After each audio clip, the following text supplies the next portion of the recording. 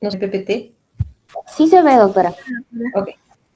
Bien, entonces hoy esta clase realmente es un complemento de la clase que ustedes van a tener el lunes. El lunes van a tener una clase de manejo de politraumatizado y de trauma abdominal, abierto, cerrado. Y lo que se está complementando con esta clase son algunos conceptos que no se llegan a profundidad en aquella primera clase, como es el trauma hepático, el trauma intestinal, que son los principales traumas abdominales que hay dentro del abdomen. También hay el pancreático, el esplénico. El esplénico también es frecuente, el trauma esplénico lo van a ver en la clase de vaso que lleven al final del curso. Entonces, para no redundar en los temas, cuanto menos hemos tomado en cuenta aquellos temas que no lo vemos, ¿no? Y que sí son frecuentes, ¿no? Trauma hepático, el trauma intestinal, la cirugía de control de daños y el síndrome compartimental del abdomen. Vamos a empezar como una pequeña pincelada sobre el plan de clase. Vamos a hablar sobre los logros del aprendizaje de esta sesión, de los 4 temas que acabo de mencionar.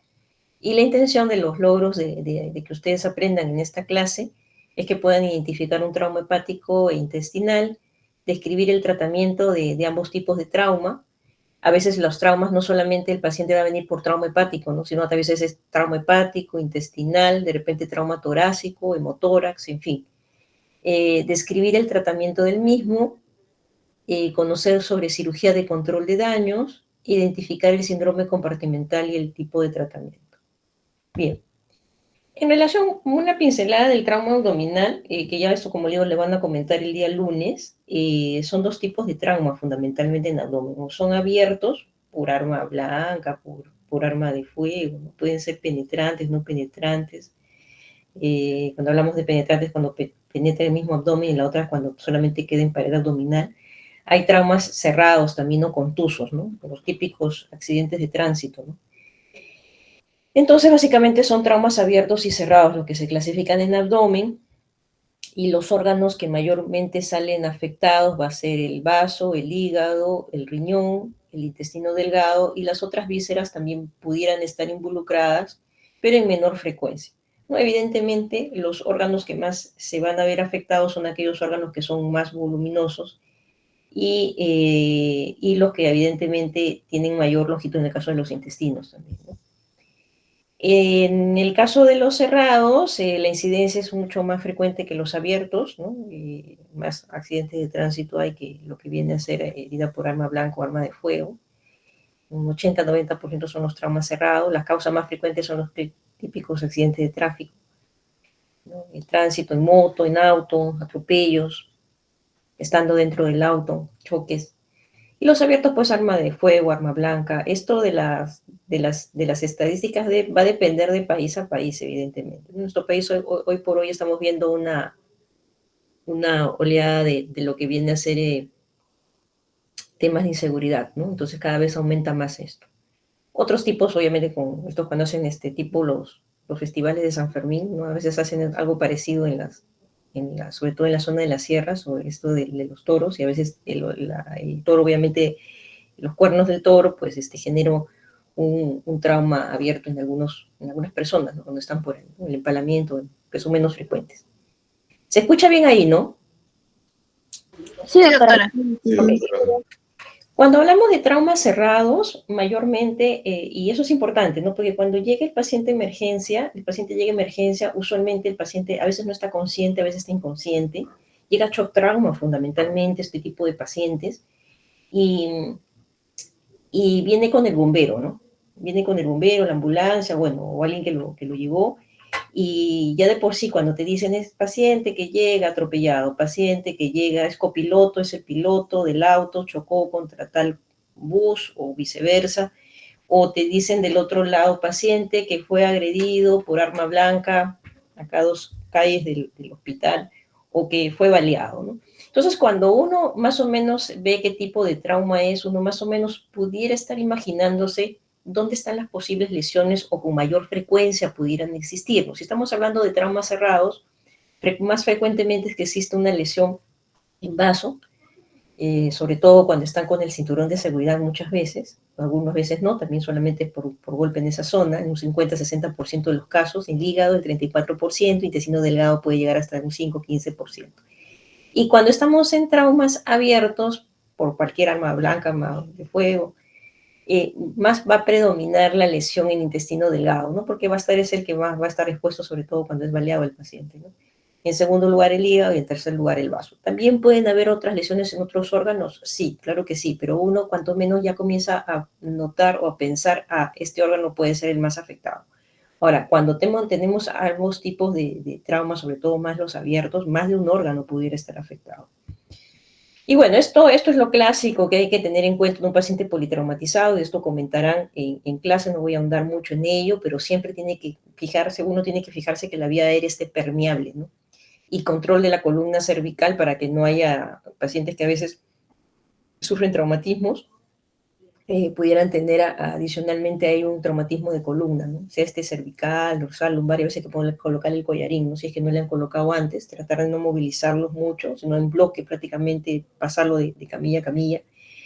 Asegurarse de que la oxigenación, la ventilación del paciente está adecuadamente, o sea, lo primero que usted va a ver es la parte respiratoria del paciente, la estabilización de la columna.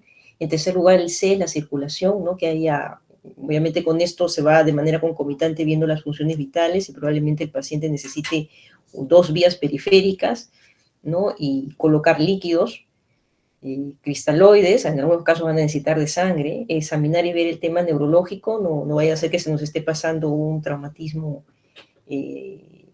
cráneoencefálico, y con esto siempre examinar a la par también el tema del Glasgow y ver, no vaya a ser que tenga el paciente un hematoma sutural. Y bueno, la exposición de todo el cuerpo para ver justamente todas las lesiones que puedan existir. Usualmente el paciente con un trauma abdominal, a no ser que sea un trauma muy puntual, viene con problemas de un solo órgano. Normalmente el paciente politraumatizado va a venir con molestias de más órganos, ¿no? Por ejemplo, ¿no? Hace un tiempo atrás, cuando es una cosa así muy puntual en algo, el paciente, por ejemplo, hace un tiempo me llevó un paciente que estaba manejando su bicicleta, médico, el paciente estaba manejando su bicicleta para comprar el pan en la mañana muy temprano, y el paciente estaba manejando su bicicleta y por no atropellarlo el perrito hace una maniobra media extraña en la bicicleta y el paciente cae, ¿no? Cae y justo una punta que estaba en la zona del timón, al caer el timón, al caer la bicicleta, cae él de una forma medio aparatosa y él se golpea, justo para mala suerte él tenía una hernia inguinal derecha y justo se golpea con el borde del timón, una parte de la bicicleta en esa zona, ¿no? El paciente, por el dolor, a veces estuvo con mucho dolor, pero no fue a la emergencia. A las horas, como continuaba el dolor, va a la emergencia, le toman algunos exámenes, aparentemente todos negativos, y el paciente se va a su casa. Se va a su casa realmente por cuenta propia, porque decía que ya le había pasado, ya le habían puesto sus analgésicos, no le tomaron radiografía.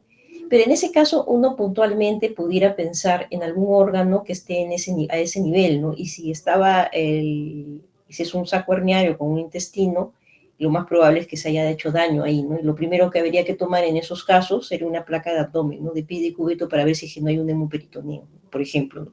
Evidentemente, si es que están todas sus funciones estables y todo, ¿no? Entonces, cuando el accidente en este caso es un trauma cerrado, pero muy puntual en un determinado órgano, pudiera ser que un órgano esté lesionado. En este caso, después regresó y estaba peor, séptico, y bueno, terminó con lo que había hecho era un trauma intestinal, y se tuvo que entrar en una cirugía laparoscópica y poder controlar una rafía de esa zona con lavado, porque ya había una peritonitis de por medio.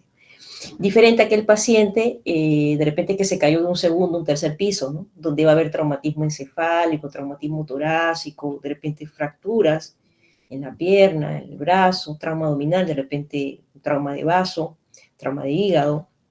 Entonces, dependiendo del tipo de paciente, es que uno más o menos va a comenzar a ver qué tipo o qué órgano es el que pudiera estar dañado.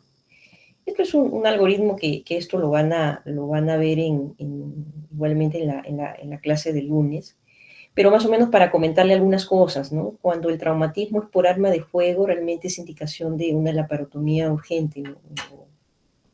En casi 100% de los casos. Excepcionalmente habrá alguno que de repente no vaya de frente a la laparotomía, que es que de repente solamente tienes orificio de entrada y de salida en la misma pared, ¿no? Sin piel, pared, tejido seroso cutáneo y nada más, pero usualmente el paciente llega, así sea un orificio de bala y un orificio de salida, y no sigue un trayecto lineal, ¿no? Sino es un trayecto muy, muy bizarro y por lo tanto puede afectar a muchos órganos. Cuando estamos hablando de de arma blanca, tenemos que ver si es que hay 6 signos peritoneales. Primero examinar bien la herida, ¿no? Si hay inestabilidad hemodinámica y signos peritoneales, va a cirugía. Si está estable y no hay signos peritoneales, el paciente tendría uno que examinar bien la herida hasta dónde, qué tan profunda es, y según eso siempre pedir un ecofaz y o pedir una tomografía en el caso de ver justamente si el órgano está dañado o no. Cuando la herida no logra atravesar el peritoneo, pudiéramos dar el chance de observación. Ahora, cuando el traumatismo es un abdomen abdominal cerrado, siempre es importante, si existe una inestabilidad hemodinámica, vemos si hay signos peritoneales o no, y según eso hacer un ecofaz, y de acuerdo a ello ver si es positivo, va a una laparotomía urgente, y si es negativo va a observación. Con estabilidad hemodinámica, mayormente va a ecografía, tomografía y observación. Cuando hay inestabilidad hemodinámica, obviamente en ambos casos va a tener que recibir fluidos y todo ello, pero mayormente con instabilidad hemodinámica, si no responde a fluidos, va a ir a la laparotomía urgente, y a la vez que está tratando de responder con fluidos, tenemos que hacer todos los exámenes para que finalmente el paciente entre. Y si uno quiere tener alguna ayuda, podríamos hacer un ecofaz siempre en emergencia. De ahí lo importante, en general, de los traumas, que no esté exento usted, cuando sea interno o serumista, de encontrar o de recibir un trauma abdominal en emergencia, que sí sería interesante y bueno, que se los comenté, me parece, en una clase previa, que tomaran algún curso de ecografía, ¿no? Y tener la posibilidad de tener, todas las emergencias debieran tener cuanto menos una ecografía, ¿no? Para hacer un ecofaz y ver cuanto menos hay líquido, ¿no?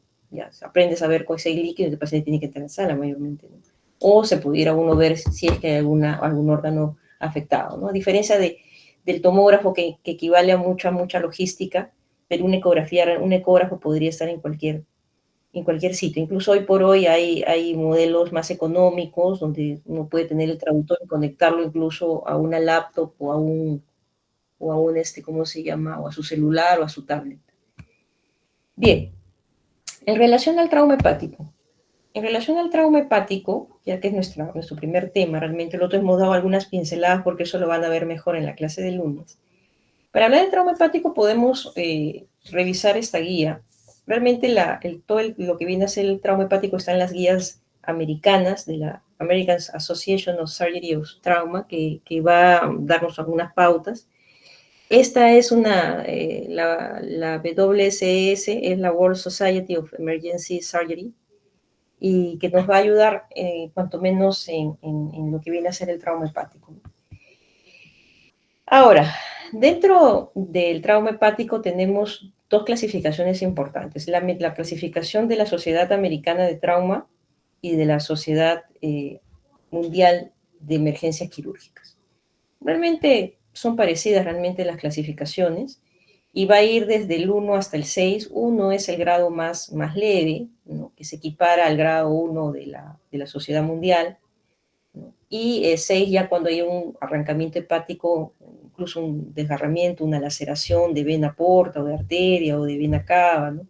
Es la lesión vascular, digamos, de alguna manera macrovascular, que va a llegar en un sangrado evidentemente grande, ¿no? Algunos pacientes no salen de esto. La clasificación americana va a estar de trauma hepático, va a estar del 1 hasta el 6, y la clasificación mundial de la Sociedad de Emergencia, la WSS, va a ir desde el 1 hasta el 4, y el 4, tal como lo dice aquí, es cuando puede ser cualquier grado, pero existe inestabilidad hemodinámica. O sea, cualquier grado de la americana más inestabilidad hemodinámica es un grado 4 de la Sociedad Mundial. ¿Ok? Vamos a seguir. Para más o menos entender un poquito más de esta clasificación, que pudiera ser un poquito engorrosa entenderla, vamos a tener según la clasificación americana, vamos a ver todo esto. Vamos a ver grado 1 y grado 2, y el grado 1 mayormente va a ser un hematoma, o pues acá se ve un hematoma subcapsular de menos del 10%, acá tenemos un hematoma pequeñito de menos del 10%, y un desgarro, como ven acá también, un desgarro de menos de 1 centímetro de parénquima. Es un grado leve, no necesita cirugía, no necesita mayor cosa, pero sí observación a ver cómo va evolucionando, ¿no? Y pudiéramos tener un grado 2, ¿no? Que es un hematoma subcapsular, como acá se ve en la figura, de más o menos un 10-50% de la superficie, un hematoma intraparenquimatoso, como en este caso, Ahora, el desgarro ya, la laceración de la cápsula ya es un poco más grande, ¿no? De 1 a 3 centímetros de profundidad, pero menos de 10 centímetros, ¿no? Entonces acá vemos una laceración, cuanto menos en la tomografía, de más de 3 centímetros, menos de 10, y estaríamos clasificándolo como un grado 2, que igualmente pudiera no necesitar tratamiento quirúrgico. Después ya comienzan a complicarse un poquito más las lesiones, ya haciéndose un grado 3, en donde el hematoma subcapsular, como se ve acá, ya es más del 50% de la superficie. Incluso a veces hay rotura de la cápsula. Acá no se ve muy bien la cápsula, pareciera que se viene una tendencia a pronto a romperse. En algunos casos incluso puede haber un poco de líquido, como acá, líquido perihepático. Podemos encontrar un hematoma intraparenquimatoso, como en este caso, igual acá en la figura, intraparenquimatoso, no está subcapsular porque no está pegado a la superficie, está dentro del mismo parénquima de más de 10 centímetros, o una laceración o desgarro de la cápsula de más de 3 centímetros de profundidad. Y esta lesión va a haber un sangrado activo, por eso que vemos que hay líquido ya perihepático, ¿no? Entonces acá sí, probablemente este paciente sí tenga que entrar a sala. El grado 4, ¿no? Es una disrupción que afecta el parénquima en un 25 a 70%, 75% de un lóbulo hepático, ¿no? Vemos acá un gran compromiso, tanto de un lado como pudiera ser del otro lado, ¿no? Acá vemos un hematoma hepático mucho más grande con líquido libre, ¿no? Lesión vascular que va, una lesión vascular pequeña probablemente. Creo que alguien llega. Un ratito, me parece que alguien está intentando entrar. Ok, continuamos. ¿Se ve el PPT ahí? Sí, doctora, sí se puede ver. Ok, bien. Entonces, a veces podemos tener grandes zonas como acá, ¿no? Que se ve una disrupción del parénquima, incluso con problemas de hipoperfusión. Líquido libre se ve periesplénico. Acá en este caso es una disrupción del parénquima bastante, más del 25%, prácticamente equivale a casi gran parte del lóbulo hepático derecho y líquido libre. Ese es el grado 4. El grado 5 va a implicar la laceración que implica más del 75% de un lóbulo hepático, ¿no? Como en este caso, ¿no? Vemos un gran compromiso que equivale a gran parte del hígado derecho e incluso del segmento 4, o sea, casi del hígado izquierdo, una parte, ¿no? Hay una gran disrupción. Y en algunos casos hay lesiones venosas y ostehepáticas, ¿no? O sea, de la vena cava retrohepática o venas hepáticas mayores, que es un grado mayor de trauma. No vemos las hepáticas y vemos de que hay una, digamos, una laceración de alguna de estas o lesiones venosas muy, muy pegadas a la zona de las venas hepáticas, que va a producir evidentemente sangrado, ¿no? Ahí vemos el líquido libre. Y el grado 6, que es el grado más feo, donde hay una avulsión hepática, ¿no? Un desgarro vascular importante de una vena a nivel macrovascular, ¿no? Acá puede ser de la porta o de la arteria, ¿no? Con evidentemente líquido libre, ¿no? Acá hay una disrupción de la porta izquierda y sangrado, se capta el contraste acá en esta zona, y líquido libre, ¿no? Entonces, más o menos del 1 al 6, evidentemente 1 es el grado más leve, que incluso no necesitaría cirugía, 1 el grado 6 donde necesitaría una cirugía, pero no solamente ello, sino todo lo que significa en el manejo multidisciplinario del trauma. Y a veces estos pacientes incluso no sobreviven por la cantidad de hemorragia que hacen y a veces es imposible poder detener. Y otro punto, cuando ustedes van a ver en alguna guía el término de Blash positivo, Blash negativo, es cuando existe extravasación del contraste, lo que indica sangrado activo, ¿no? Como en este caso, ¿no? Se ve que está el líquido, se ve que está el hematoma y se ve que hay la parte de la arteria o la vena que pudiera estar acá y está sangrando, ¿no? Se ve extravasación del contraste. Se debería ver solamente el puntito, ¿no? Pero acá igualmente, ¿no? Se ve que hay extravasación del contraste, esto blanquito que está acá, ¿no? Lo que obviamente se ve en el hematoma significa que el hematoma está creciendo y cuando hay extravasación significa que hay sangrado activo, ¿no? Cuando a veces, porque hay pacientes que a veces pueden golpearse y hacen el hematoma y paró solo el sangrado, ¿no? Pero cuando hay extravasación o Blash positivo significa de que existe sangrado activo y necesitas pararlo de alguna forma, ¿no? Sea embolizándolo o siendo entrando a sala de operaciones para hacer alguna compresión o solucionar el problema. Entonces, según digamos, el tipo de trauma, Mayormente el grado 1 y 2 de la clasificación americana es similar al grado 1 de la clasificación mundial y es un trauma clasificado menor, usualmente es un paciente hemodinámicamente estable. El trauma moderado va a ser uno de la WCE de grado 2, que equivale a un grado 3 de la clasificación americana, que también pudiera estar estable. Y dentro de los severos van a estar el grado 3 de la clasificación mundial, que podría ser entre un 4 y 5, que pudiera estar estable, pero ya yéndose a la inestabilidad. Y un grado 4 de la Sociedad Mundial es similar a la 1 a 6, pero que sea hemodinámicamente inestable, ¿no? Esas son más o menos las clasificaciones que se tienen.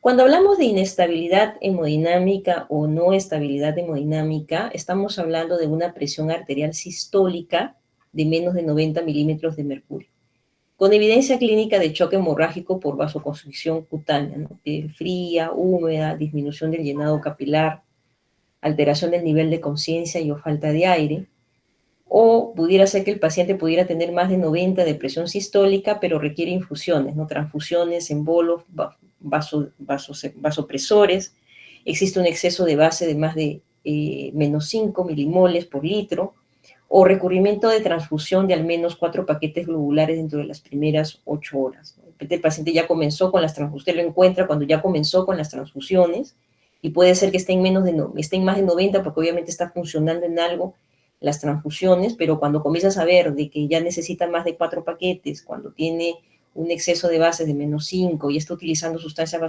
vasopresoras, significa que ya existe inestabilidad hemodinámica, solo que lo estás compensando. Y cuando se dice que hay una respuesta transitoria a los fluidos o a lo que se le coloque al paciente, ¿no? Cuando existe una respuesta inicial a la reanimación, el paciente ingresa por emergencia, obviamente está chocado probablemente el paciente o con una taquicardia importante, y entonces tú comienzas con una perfusión, colocarle 2 venas periféricas, mientras que el otro colega está colocando un CBC, pero mientras tanto se colocan las 2 venas periféricas, que es lo más fácil de colocar, mucho más rápido, y se están poniendo 2 sustancias, 2 cristaloides, seguramente un frasco en cada lado y hacerlo a chorro, ¿no?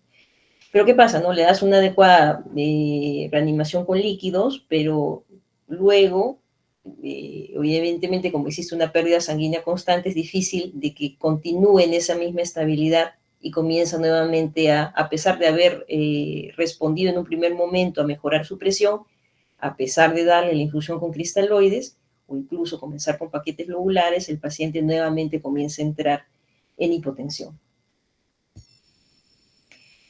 Y entonces esto igualmente lo han visto en la clase de shock, y es que más o menos uno, dependiendo ciertas características de la frecuencia cardíaca, de la presión arterial sistólica, de la frecuencia respiratoria, de la diuresis, del nivel de conciencia, uno más o menos va a poder ver si este shock que tiene el paciente es un clase 1, 2, 3 o 4.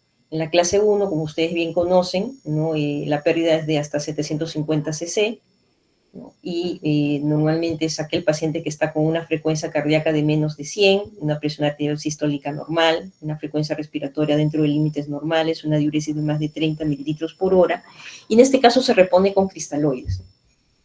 En aquel paciente que ya es un grado 2, es aquel que se sospecha de que este grado 2 se sospecha porque tenemos una frecuencia cardíaca que es más de 100, no es menos de 100 como en el grado 1, en la clasificación, en la clase 1, y va de 100 a 120, ¿no? Aparentemente una presión sistólica normal y una frecuencia respiratoria ya comienza a ir aumentando, ¿no? De 20 a 30, y la diuresis va disminuyendo, ¿no? Dice, cuando estemos con estos signos, el paciente se torna ansioso, ya estamos perdiendo aproximadamente entre 750 y 1500 cc, estamos hablando de un adulto, ¿no? Y la reposición inicial vuelve es cristaloides. Cuando ya estamos hablando de la clase 3 es cuando ya está perdiendo el paciente probablemente entre 1,5 litros y 2 litros. Y ahí la frecuencia cardíaca va a estar a más de 120, menos de 140, la presión arterial sistólica y ahí comienza a disminuir. La frecuencia respiratoria va a aumentar entre 30 a 40, la diuresis va a hacerse menor, como un tema de compensación a la falta de fluidos que tiene. Y en este caso, sí necesitamos tanto de cristaloides y ya de sangre, ¿no? Reponer, ya no solamente con cristaloides. Es un clase 4, más de 2000 cc, que es lo que se ha perdido. Evidentemente la frecuencia cardíaca va a aumentar aún más de 140, la presión arterial sistólica va a disminuir aún más, la frecuencia respiratoria igual, ya el paciente se comporta mucho más confuso, con una encefalopatía evidente, y evidentemente ahí también tenemos que ir con cristaloides y sangre, y seguramente en estos casos ya vamos a, en el grado 1 y 2, de repente todavía se puede optar por un tratamiento más conservador, dependiendo lo que la unidad clínica que tengamos con el paciente, pero clase 3 o 4 seguramente ya tendremos que ir a quirófano, ¿no? Y acá es una síntesis más o menos, que grado 1 y 2, lo que habíamos comentado, hay que tener, en el grado 2 hay que tener cuidado porque pudiera ser que este termine en quirófano también. Grado 3 y 4 sí, definitivamente tienen que ir a quirófano. Tratar de estabilizar lo que se pueda. En estos pacientes no se puede esperar que la hemoglobina suba a 10, nunca va a subir porque el paciente algo está sangrando adentro. Entonces el paciente tiene que entrar a la sala dentro de lo que se pueda. A veces hay pacientes que de inicio este paciente llega, se ponen 2 vías periféricas, otro colega pone la central, se ponen los cristaloides, se pide toda la batería de preoperatorio, pero como parte de lo que se necesita. Probablemente a veces el paciente no entra con resultados, un resultado de repente del hágalo mucho, ¿no? A veces ni con pruebas cruzadas, dependiendo si ya es un grado 4, se necesita entrar en sala ya, ¿no? Sí se toma todo para que tengamos los resultados, pero ya cuando probablemente estemos en sala, y se vayan cruzando pruebas cruzadas para los pacientes, ¿no? Pero a veces estos pacientes no pueden demorar lo que demoran las pruebas cruzadas, a veces se le tiene que pasar sangre o paquetes lobulares, plasma, plaquetas, incluso sin tener las pruebas cruzadas, ¿no? Eso va a depender mucho de qué tanto esté sangrando el paciente. Dentro del diagnóstico de los pacientes con trauma hepático, va a tener que estar determinado según el estado hemodinámico, ¿no? La ECOFAST, como les digo, es lo más rápido, va a detectar cuanto menos líquido libre intraabdominal, y según eso ya nos va a dar idea de que si el paciente está sangrando o no. Y si el paciente estuviera estable, pudiéramos llevarlo a tomografía para poder ver exactamente cuáles son los órganos afectados, ¿no? Pero solo si el paciente esté estable, ¿no? Si el paciente no lo está, no hay forma de llevarlo a tomografía. Y bien, para nosotros centrarnos en el trauma hepático, aquel trauma hepático contuso o penetrante, vamos a ver el paciente si está hemodinámicamente estable o está inestable. Si está estable, entonces podemos, acá un paso que falta es la ECOFAST, que es lo que siempre se utiliza en shock trauma. Se ve si el paciente está estable, y con esto se puede pedir una tomografía contrastada, incluso puede ser trifásica, para ver la fase arterial venosa y no ver si es que no hay alguna extravasación de arteria o de vena. Y se hace una exploración local de la herida, ¿no? Si es que es una herida penetrante, no es un trauma, digamos, abierto, vamos a ver si es una herida por arma blanca, sobre todo ver si es que ha logrado llegar a cavidad, ¿no? Y vemos, ¿no? Si la lesión es de la clasificación americana 1 y 2, que es una lesión leve para la clasificación mundial, si es una lesión moderada, que para la clasificación americana es el grado 3, para la mundial grado 2, o si es una lesión severa, que para la clasificación mundial es grado 3 y para la americana es 4 o 5, está hemodinámicamente estable. Entonces, tenemos que mirar esta tomografía y ver si hay aire libre, ¿no? No vaya a ser que también tengamos algún problema, no solamente de hígado, sino también de perforación gástrica y intestinal. Pacientes que están con visceración, empalamiento o signos claros de peritonitis, tenemos que evaluar eso, ¿no? Si no hay signos de ello, podremos observar en esta misma tomografía si hay extravasación de contraste o no. Y si no hubiera eso, entonces la exploración sería clínica con laboratorio, tendríamos que pedir algunos exámenes adicionales. Ahora, todo esto siempre va en paquete, ¿no? Esto va dirigido al trauma hepático, pero si el paciente viene politraumatizado, tenemos que agregar una tomografía probablemente tóraco-abdominopélvica y radiografías, ¿no? Miembro superior, inferior, bueno, el tema de la columna, ver todo ello también dirigido a las zonas que están afectadas, ¿no? Evidentemente. Ahora, cuando el paciente está hemodinámicamente inestable, es decir, una lesión severa, cualquier clasificación de la clasificación americana, pero con inestabilidad, ¿no? O incluso un grado 6 de la clasificación americana, el paciente tiene que ir a intervención quirúrgica más angioembolización. Si el paciente tuviera signos peritoneales, hubiera una evisceración producto de arma blanca, un empalamiento, hay aire en la tomografía, signos de neumoperitoneo, hay además de ello una extravasación de contraste, entonces tiene que ir a cirugía más embolización. En algunos casos muy puntuales, cuando no existe ninguno de estos factores de riesgo, como lesiones adicionales al hígado y existiera una extravasación del contraste, pudiera ir a una angioembolización. Y si esta no es efectiva, va a cirugía sí o sí. ¿Ok? Cuando en algunos casos el Blasch es positivo y la embolización es efectiva y solamente vemos que el problema es el hígado y embolizó la zona donde hacía esa extravasación de contraste, entonces podemos cuanto menos sí seguir la exploración seriada, los laboratorios que falten, las radiologías que falten y repetir la angioten de repente de acuerdo a evolución, ¿no? Bien, de acuerdo a cómo vaya el paciente, vamos igualmente reevaluando nuevamente en una nueva tomografía por el examen clínico y todo eso. Y si vemos que de repente se nos pasó en un inicio, pero vemos de que a pesar que pudiera haber que hay inestabilidad hemodinámica, hay aire o todo eso, tenemos que ir a cirugía. Si vemos de que este paciente esté estable y hay ausencia de aire, de gas, de neumoperitoneo, de peritonitis, de engrosamiento mural de la pared intestinal que nos pudiera simular de que existe un trauma intestinal adicional, ¿no? Entonces, en esos casos, si no hay ninguno de estos signos de riesgo, entonces podemos continuar con un manejo conservador, es decir, no quirúrgico, ¿no? Entonces, dependiendo el tipo de lesión, dependiendo si hay estabilidad hemodinámica o no, vamos a ver si es estable el paciente, probablemente vamos a ir a un tratamiento conservador, pero tenemos que tener en cuenta si no hay neumoperitoneo, si no hay otras lesiones concomitantes en el abdomen, si no hay signos peritoneales, podemos ir a un manejo conservador. Pero si no hay eso, entonces sí debemos ir a un tratamiento quirúrgico. ¿Cuáles son los criterios para manejo no operatorio, es decir, conservador?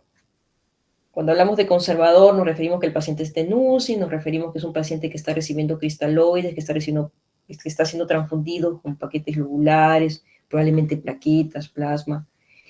Un paciente que le estamos poniendo de repente ácido tranexámico, que nos ayuda a coagular, es un paciente que está recibiendo de repente también su gluconato de calcio como parte de la multitransfusión para que existan quelantes de calcio. Entonces, el paciente está manejándose básicamente con fluidos y sangre, ¿no? Y en una unidad de cuidados intensivos, ¿no? Pero no hacemos una cirugía. Incluso hasta se lo podemos embolizar al paciente y no hay ningún problema. Manejo meramente, mínimamente invasivo. Entonces, los criterios para manejo no operatorio en caso de trauma hepático es que el paciente esté hemodinámicamente estable, que no hayan signos peritoneales, que exista la posibilidad de monitorizar al paciente en UCI y la posibilidad de operar si el paciente se descompensara en algún momento de nuestra observación, que exista banco de sangre en vuestro hospital, tomografía y angioembolización. ¿A qué me refiero con eso? Que pudiera, si uno está en un hospital grande, no un hospital nacional o de repente un hospital regional, que tú lo ves al paciente, de repente es un grado 1, un grado 2, un grado 3, 4 de repente. Si es un grado 1 y 2, puede ser hepático, puede ser de que no merite mucho, pero ya cuando estamos hablando de un grado 3, 4 en adelante, según la clasificación americana, tenemos que ver de que este paciente se podría descompensar o el hematoma grande está comenzando a crecer, se puede romper y que de repente de lo que inicialmente lo tomamos como un manejo no operatorio necesita una cirugía urgente. Entonces nosotros en ese momento, si el paciente está estable, hemodinámicamente estable, no hay signos peritoneales, tenemos que ver, ¿tenemos tomografía acá? No tenemos. Si el paciente ya está estable, a pesar de que pudiera estar estable, no podemos prevenir o pronosticar qué va a pasar después. Entonces, en estas condiciones podemos transferir un paciente si es que no contamos con UCI, no contamos con la logística, sea de equipamiento y o recursos humanos para operar el paciente, en el caso que fuera necesario. Si no tenemos banco de sangre, si no tenemos tomografía, si no tenemos posibilidad de radiología intervencionista para hacer angioembolización, este paciente, a pesar de estar con manejo no operatorio, usted lo debe derivar a un hospital que tenga estas condiciones. No derivarlo a un hospital que tenga un poco más de condiciones que el vuestro, sino derivarlo a un lugar donde sí tenga las condiciones que estamos mencionando ahí, o cuanto menos, más o menos las condiciones dependiendo de la región donde usted esté. Sí, de hecho, el manejo no operatorio, vamos a necesitar obviamente sangre, como hemos comentado, paquetes lobulares, pero no más de 5 unidades en 24 horas. Si estamos viendo de que comienza a necesitar 6, 7 paquetes o más, este paciente igualmente ya no cumple el criterio para manejo no operatorio y seguramente algo está sangrando activamente y necesita de un centro de mayor nivel. O manejarlo ya no como conservador, sino como tratamiento quirúrgico. Y evidentemente, si el trauma hepático tiene los criterios para manejo no operatorio y no existe ninguna otra lesión abdominal que requiera manejo quirúrgico, igualmente puede ir a un manejo conservador. Bien, no sé si hasta ahí tienen alguna duda o alguna pregunta. ¿Preguntas, dudas? ¿Ninguna? Sí, Sandra. Doctora, en el cuadro que está debajo de extravasación de Blues, donde se compara el mundial y amenaza, en estable también se considera al 1 y al 4. A ver, vamos a ver. ¿Dónde? ¿Cuál de los cuadros? El que está debajo de extravasación Blues, en ya grado de americano, bajo, no, Arriba, en la diapo 17. esta. No, dos abajo, una más. Ajá, en la parte donde dice de la americana 1 al 6 inestable. También un grado 1 puede ser inestable. Según en la clasificación mundial, cualquier grado de la americana que estuviera inestable es considerada grado 4. O sea, acá es un cuadro comparativo en lo que respecta a la clasificación americana y lo que respecta a la clasificación mundial. Entonces, el grado 1 de la clasificación mundial es lo que viene a ser el grado 1 y 2 de la americana. El grado 2 de la mundial vendría a ser el grado 3 de la americana. El grado 3 de la mundial viene a ser el grado 4 o 5 de la americana.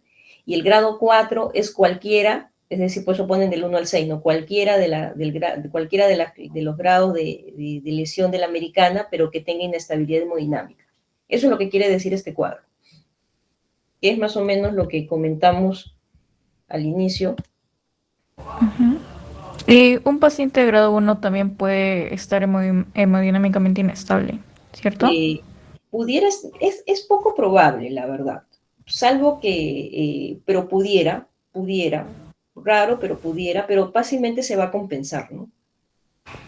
Ahora, Ujú. recordemos de que también habrá que ver esa inestabilidad hemodinámica si se debe al hígado o al órgano, por ejemplo, ¿no? De repente tiene doble traumatismo, ¿no? Hepático y renal o hepático y esplénico.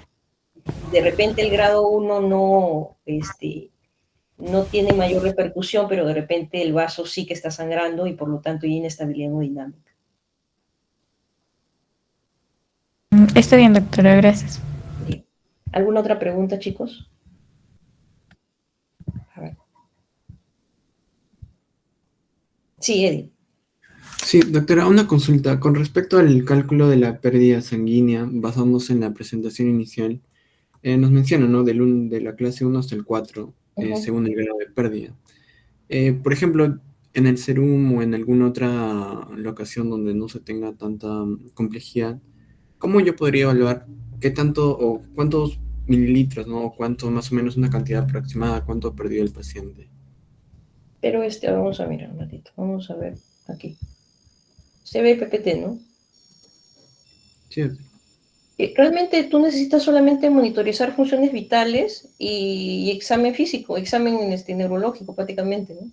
Porque hay cosas para poder clasificar el shock en cualquiera en este caso el shock hipovolémico, lo que tienes que saber es frecuencia cardíaca, mides la frecuencia cardíaca del paciente, mides la presión arterial, tanto la sistólica como la diastólica, mides frecuencia respiratoria.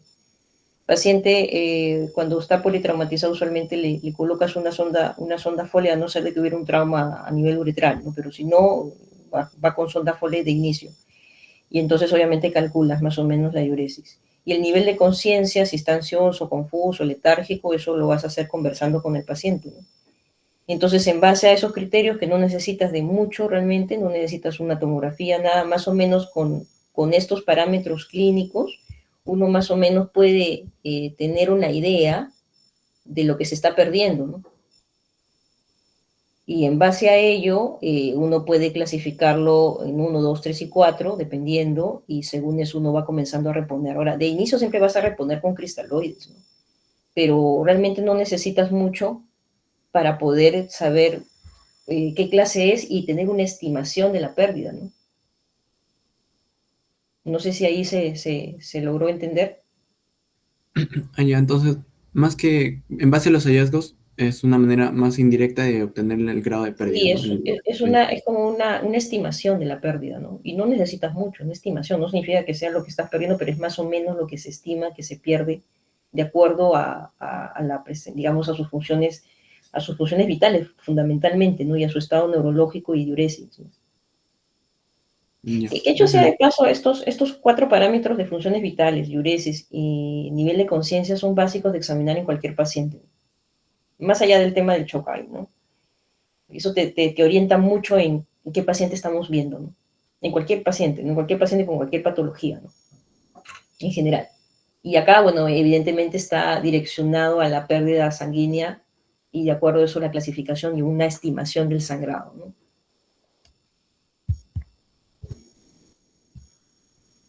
Bien. A ver, vamos a ver. Vale decir, ¿no? Si tienes un grado 1, lo puedes manejar en tu centro hospitalario, de repente si es de menor nivel, ¿no? Hasta un grado 2, pero si tu hospital no tiene banco de sangre, es mejor comenzar a estabilizarlo y durante la estabilización ver la forma de cómo transferirlo, ¿no? Porque si estás en clase 1, bueno, puedes darte todavía el tiempo, pero si ya estamos hablando de un clase 2, un grado 2, este paciente deberías, mientras que lo estás estabilizando y poniéndole todo lo que fuera necesario, ya ir viendo la transferencia si es que tu hospital no tiene banco de sangre, previendo que llegue una clase 3 y necesites sangre, y cuando necesites la sangre no la vas a tener. Es en el caso cuando estén haciendo su serum, están en Chumbivilca, en el centro de salud de Chumbivilca, y no van a tener opción. Entonces ahí solamente poner 2 vías periféricas. En algunos casos van a tener que hacer su flebotomía porque no va a haber catéter venoso central. Van a tener que colocar una sonda Foley. Van a tener que examinar bien al paciente, estabilizar al paciente, poner férulas y inmediatamente transferirlo a un hospital, ¿no? Porque realmente estos pacientes son para monitorizarlos en un hospital. Y dependiendo el grado de shock, más o menos, uno también tiene que orientarse hacia qué hospital, ¿no? Bien, si no hay más preguntas, continuamos.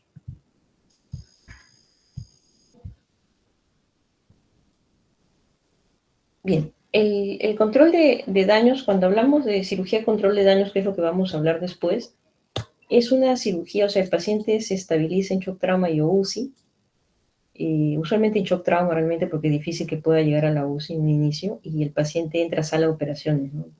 Lo mejor que es dentro de lo que se pueda y con la rapidez que se pueda, porque el paciente está sangrando evidentemente. Entonces, en ese traumatismo abdominal severo, que tiene que entrar a sala de operaciones, a veces no solamente hay una lesión, sino hay más de un órgano comprometido, lo que se hace es estrictamente lo necesario. Por ejemplo, ¿no? Si el paciente está sangrando masivamente, estamos hablando de repente de un grado 3, de repente de la clasificación americana, y hay una lesión evidente en el hígado grande que no es factible colocarle solamente hemostáticos o cauterización o colocarle algún punto, de repente el paciente no vas a ponerte a hacer una resección hepática, ni hacer mayor cosa, ¿no? Lo que haces es taponamiento hepático. Entonces solamente solucionas rápidamente los problemas.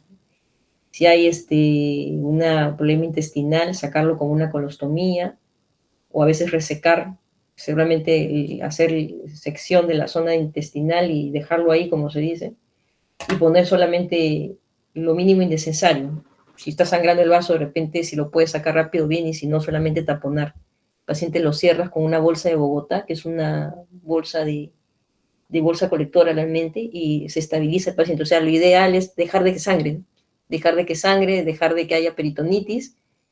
lo estabilizas al paciente nuevamente, lo embolizas, lo que puedas hacer, y después entras a las operaciones 24 o 48 horas después, cuando mejoren algo su estado hemodinámico, y ahí haces la cirugía que debes hacer, ¿no? Terminar de hacerla, si de repente hiciste resección intestinal y no hiciste anastomosis ni nada, y vas a tener que hacer tu anastomosis o lo que tengas que realizar, ¿no? Es una cirugía rápida que lo que hace es prácticamente controlar daños, ¿no?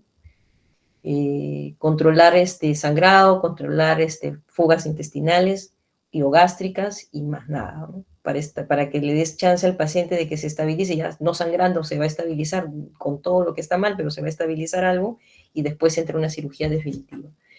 Bien, entonces, en esta herida, digamos, penetrante del hígado, si tienen inestabilidad hemodinámica, son los que van a entrar evidentemente a quirófano. Pero primero, ante la inestabilidad hemodinámica, lo primero que usted va a hacer, no tiene una presión arterial sistólica menor de 90. Vemos si hay signos de irritación peritoneal o no. Iniciamos el protocolo de transfusión masiva, que no solamente va paquete globular, va plaqueta o plasma. Ya evidentemente este paciente ya tiene 2 catéteres periféricos, seguro, si estás en un hospital grande tendrá un CBC. En una emergencia grande tendrá que tener un catéter en arteria femoral y catéter de alto flujo también en la femoral, ¿no? O sea, tanto femoral, arteria y vena debieran estar con unas líneas venosas a ese nivel, ¿no? Y el paciente va a cirugía, ¿no? Si el paciente tiene una herida grado 1 y 2, además de repente de otros problemas que tengan en otros órganos, pero si cuanto menos solamente encontramos 1 y 2 y sangró una barbaridad de repente el paciente, muy, muy, muy puntuales cuando existe esto, lo que se puede hacer, primero se hace una compresión, después se hace cauterización, de repente con bipolar, con monopolar. Cuando hablan de patografía es colocar algunos puntos, ¿no? Estas lesiones grado 1 y 2 excepcionalmente van a cirugía, pero en el caso de que estos vayan porque llegaron con instabilidad hemodinámica, básicamente lo que se va a hacer es la ligadura de los vasos, se va a poder primero comprimir la zona y de ahí comenzar a controlar el sangrado, sea con puntos en el hígado, sea con ligadura en los vasitos pequeños intrahepáticos, o sea con agentes hemostáticos, que después de hacer una cauterización con bipolar, después de hacer la compresión, después de ligar algunos vasos, podemos colocar algunas sustancias que son unas esponjitas de hemocolágeno que ayudan a terminar de la coagulación de la zona, ¿no?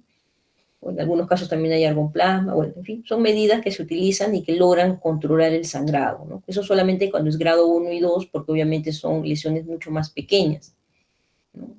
Tenemos lesiones, no es en un grado 2, en cierta profundidad. Acá utilizamos una cosa que se llama un colágeno de goma, el Blue Brand, que nos ayuda, ya cuando obviamente ya paró, o sea, ya hicimos los puntos, lo cauterizamos, nos ayuda a proteger que esa zona se logre coagular del todo. Bueno, acá se ha utilizado eso. O una hepatografia, podemos hacer algún punto simple o puntos en U, como hemos hecho de repente en los conejos, ¿no? Eso es cuando es grado 1 y 2, ¿no? Que es menos complejo. Pero después, cuando existen heridas complejas, grado 3, del grado 3 al grado 5, que estamos hablando de hematomas grandes, ¿no? De más del 50%, de laceraciones intrahepáticas importantes, ahí ya no va a parar el sangrado solamente con hemostáticos, con puntos, no. Ahí ya no va a parar solamente con ello. Ahí vamos a necesitar un taponamiento hepático, que le dicen packing hepático o empaquetamiento hepático, tanto intra como peripático, ¿no? Acá lo que prácticamente es si la lesión está en alguna zona, lo que hace es colocar compresas tanto en la parte anterior como posterior del hígado. Para eso obviamente hay que cortar el ligamento falciforme y el ligamento redondo. En algunos casos hay que movilizar los ligamentos triangulares, y sobre todo los triangulares, sea derecho o izquierdo. Y lo que vamos a hacer es colocar compresas, ¿no? Gasas. ¿Vale? Decir, hay que contar el número de gasas, porque el número de gasas que entra es el número de gasas que va a salir después de las 24 o 48 horas cuando el paciente esté estable. Esto es cirugía de control de daño. Es decir, yo no voy a ser capaz de lograr, de repente si sangra todo el lado derecho, no voy a hacer una hepatectomía, el paciente se muere. No me va a dar tiempo. Y entonces lo que tengo que hacer es parar el sangrado. ¿Cómo lo paro? Taponando. ¿No? Hay una técnica para hacer este taponamiento. Y bueno, si el sangrado para, entonces el paciente, si hay una lesión más de otro órgano, se soluciona y el paciente entra a la UCI para ser monitorizado, y lo que se hace es una embolización. De repente se hace una angiografía, se ve que hay algún sangrado en algún sitio, una extravasación del contraste y se emboliza por radiología intervencionista, ¿no? Entonces, Si se junta el taponamiento hepático, que por sí solo podría solucionarte, de todas maneras se toma una angiografía. Si se ve de que no hay un sangrado activo, no se hace nada. Si se ve que sí existe todavía un sangrado activo, se hace una embolización. Pero ¿qué pasa cuando el sangrado continúa? ¿No? ¿Qué pasa cuando el sangrado continúa, a pesar de hacer el packing hepático? Entonces, si el sangrado continúa, tenemos que hacer esa maniobra de Pringle que comentamos en la clase de técnica operatoria, ¿no? Porque cuando abríamos el epiplom gastrohepático, pasábamos nuestro dedito o una cintilla, algo que pudiera comprimir esta zona, un clamp, ¿no? En el video que vimos en técnica, pues se ponía una cintilla, se ponía un tubito, ¿no? Y uno ajustaba el tubito con la intención de comprimir justamente el hilo hepático, ¿no? Esto debiera solucionar el problema en algunos casos, cuando entonces se observa, ¿no? Haces la maniobra de Pringle 15 minutos y si ves de que no hay sangrado activo, entonces en ese momento comienzas a revisar justamente qué cosa es lo que las zonas de las laceraciones hepáticas, a ver si de repente se ve, de seguro habrá un sangrado mínimo de algún vaso, hay que disecar bien la zona, rápidamente ver si hay un vaso que esté teniendo un sangrado activo que va a estar de menor volumen porque estás haciendo ya esta maniobra de Pringle, estás tratando de alguna manera disminuir el volumen de sangrado, pero sí, examinando la zona de la herida vas a lograr ver la zona que está sangrando, pero en poco volumen. Y al tener poco volumen, obviamente no se te va a inundar el campo y vas a poder diseccionarlo y vas a poder controlarlo con ligaduras. Entonces, por eso que hablan de ligaduras de vasos intrahepáticos o incluso ligaduras de conductos biliares, por si también vemos de que hay alguna sección de un conducto biliar, ¿no? Un conducto biliar pequeño, evidentemente. Bien, igualmente, ¿no? El paciente pasa, después de ponerle la bolsa, todo, el paciente pasa a UCI, ahí se puede continuar con una angiografía y con esto una embolización, sí que continuar el sangrado. En algunos otros casos, el paciente sigue sangrando. Y si el paciente sigue sangrando, vamos a hacer uso de los catéteres que tenemos en femoral, tanto arteria y en vena, lo que se llama el REWA o el REWA en arteria y el REWOC en vena, con la intención de llegar así como están viendo acá, ¿no? Dependiendo si la lesión es arterial o la arteria, por ejemplo, acá es una lesión venosa, entonces se lleva el REWOC por encima de las zonas de las suprahepáticas y se pone y se insufla el catéter, ¿no? Con la intención de que podamos liberar esta zona, encontrar la zona que está sangrando y ligarla, que es mucho más complejo, evidentemente, ¿no? Eso nos va a ayudar en algo para disminuir el volumen de sangrado, encontrar la lesión y poder solucionarla si esto es factible. Y bueno, y finalmente en estos pacientes con cirugías de controles de daños, lo que vamos a hacer, si fue el grado 1 y 2 que pudimos controlarlo sin ningún tipo de taponamiento, es decir, con sustancias hemocolágenas, con cauterio, con monopolar, con bipolar, con suturas de repente, y no necesitamos colocar este taponamiento ni nada de ello, pudiera cerrarse el paciente de una manera normal, ¿no? Y no hay otra, y las lesiones que de repente ha tenido el paciente le hemos podido solucionar en el momento, de manera definitiva, podemos cerrar al paciente de una manera convencional, ¿no? Peritoneo, aponeurosis, la piel. Pero en el caso que hemos dejado un empaquetamiento, o sea, en el hígado, o sea, en algún otro órgano, hemos hecho solamente cirugía de control, hemos solamente hecho resección de repente de intestino, colostomía, pero no hemos solucionado todos los problemas, solamente los problemas que en ese momento están amenazándolo para que pueda seguir viviendo el paciente. Entonces, nos va a obligar a que el paciente ingrese nuevamente a sala de operaciones en 24 a 48 horas. Entonces, colocamos esto es la bolsa de Bogotá. Es una bolsa colectora, ¿no? Que uno lo que hace es fijarlo a piel, se le pone gasas encima y el paciente pasa a la UCI, se ve si es que la geografía, se ve si es que es necesario la embolización, o lo que fue, y además de ello, pues obviamente pasa el manejo en UCI justamente para controlar en algo la triada de la muerte, que básicamente va con shock, acidosis en el paciente. En otros casos podemos poner algo que se llama el VAC, como acá lo ven. El VAC es una especie de cerrado, como ustedes ven acá, con unas esponjas, y se pone acá con una laminilla, este es un plástico, y se coloca este catéter que va a ayudar para absorber las secreciones, ¿no?, que pueden existir. Esto es una forma mucho más rápida de poder cerrar la pared, esta es una forma un poquito más compleja de poder no cerrarla, sino tenerlo momentáneamente para que vuelva al cierre definitivo de la pared en 24 o 48 horas. Bien, más o menos vamos a ver acá un vídeo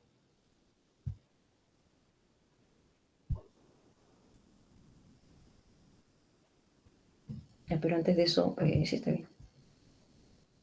Vamos a ver el video.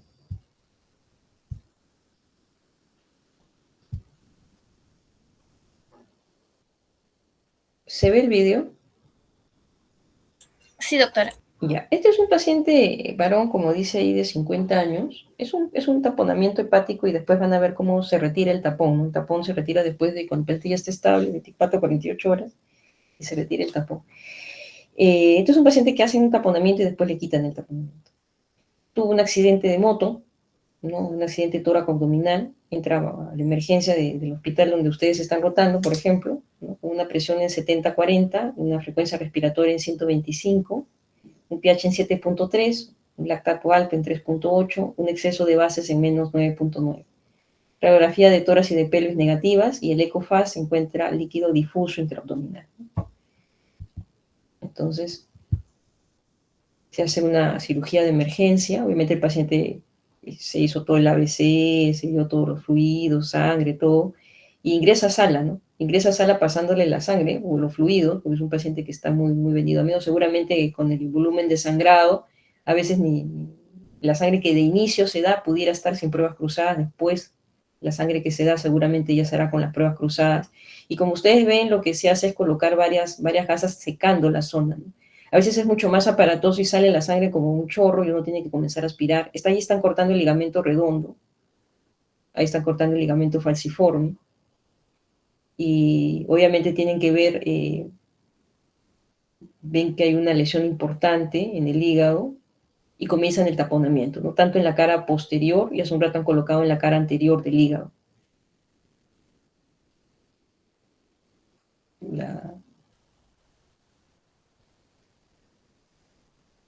Como ustedes también es un taponamiento hepático, ¿no? Una lesión amplia en el hígado y están colocando. Las otras gasas que vieron como entraron para sacar, para absorber la sangre y para retirarlas, ¿no? Las que quedan solamente son las del hígado, aparentemente era el único órgano que estaba afectado, y lo que hacen es colocar acá ellos tienen otra forma de colocar la bolsa de Bogotá, ponen ellos así nada más, en el caso de nosotros colocamos la bolsa de Bogotá como lo han visto hace un momento, ¿no? El paciente de ahí entra a la UCI, embolización en este caso se toman su tomografía, ven si no hay blush o extravasación del contraste, se ven los tapones, aparentemente ya no hay un sangrado evidente, hacen una angiografía y si ven de que hay extravasación de contraste, pues lo embolizan. Bueno, en UCI evidentemente tienen que hacerle tromboelastografía para ver qué necesitan, si paquetes lobulares, si plasmas, si plaquetas, y después de el paciente ya esté estable, ya no está inestable como al inicio, ya se hizo la embolización, 24, 48 horas después, entra nuevamente a sala para retirar el tapón. Todas estas gasas, las gasas hay que contarlas bien, enfermería y usted tiene que contarlas, la misma cantidad de gasas que dejó son la misma cantidad de gasas que usted tiene que retirar en la segunda cirugía. Se van retirando las gasas, usualmente el sangrado ha parado, a veces sin necesidad de embolización, a veces con necesidad de embolización, en la mayoría de los casos. Hay una oración importante en el segmento 5, 6 y 8.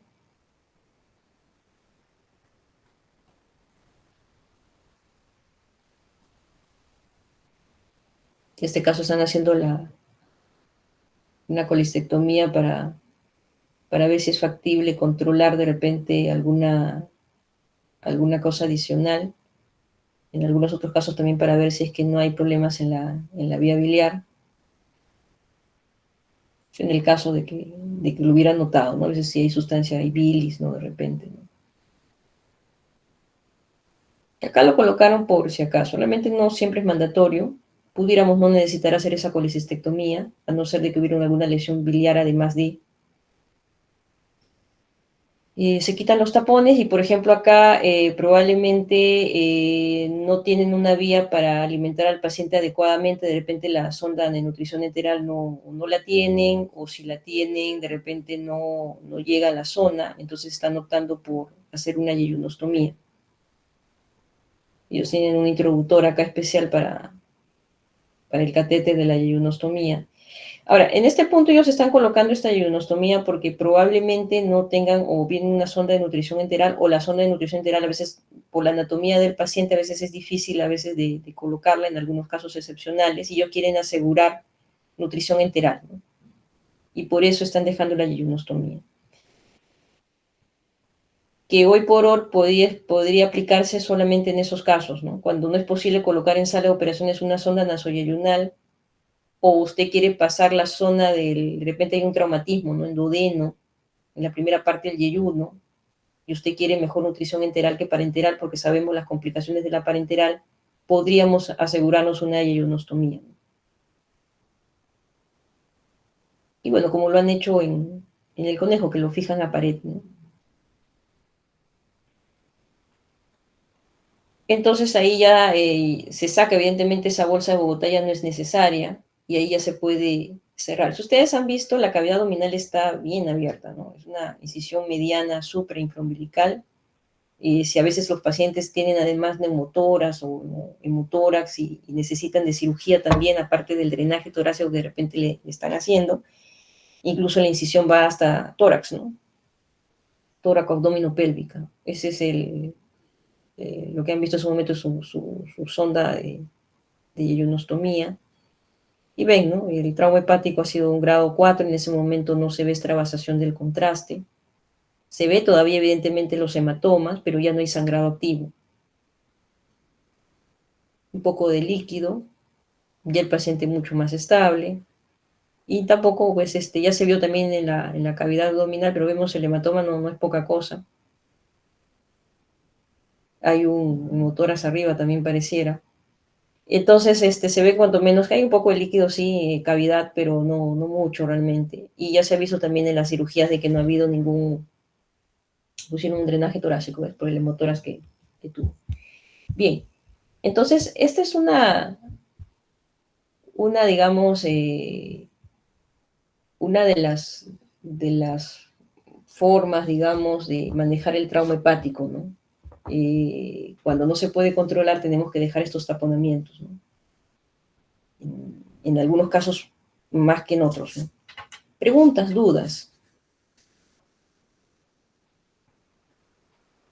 Bueno, si no hay preguntas, continuamos.